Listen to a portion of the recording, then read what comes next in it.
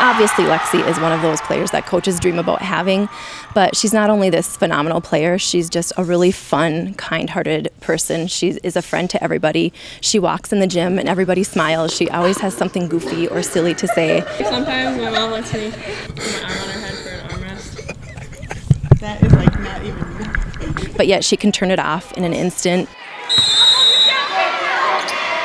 We use her as one of our coaches. She's so good with the rest of our players.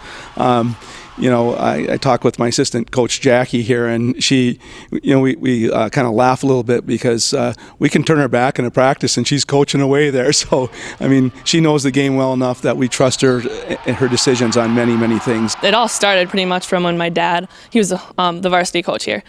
So when I was little, I would come up here at practice, start shooting. He'd be like, "Lex, get off the court, get off the court." But it never stopped me. I came up here every day after school. I just loved being in the gym. It's been a lot of years since I've coached, so it's getting easier. I think when I first stopped coaching, I wanted to have a cell phone connection right to the bench. But she's in good hands. Jeff and Jackie know what they're doing. The program's been very successful.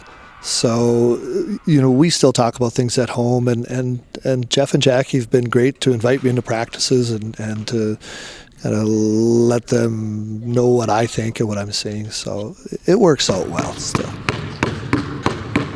It was a really neat experience when I got the phone call from her saying, "Oh my goodness, this school called, and can you believe this?" And it was exciting, and I think she was really overwhelmed at first. She got really nervous, but I was really amazed at how when the schools came, she used that nervous energy and actually played better. Being recruited by such storied programs as UConn and Tennessee would give most players an ego.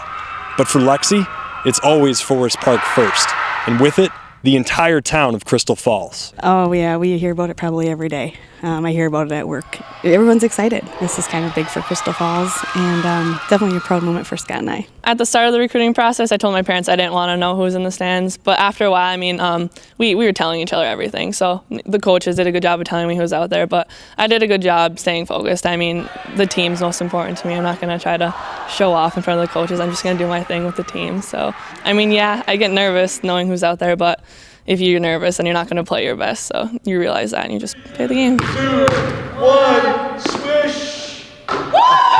Reporting for ABC 10 and CW5, I'm Rick Tarsitana.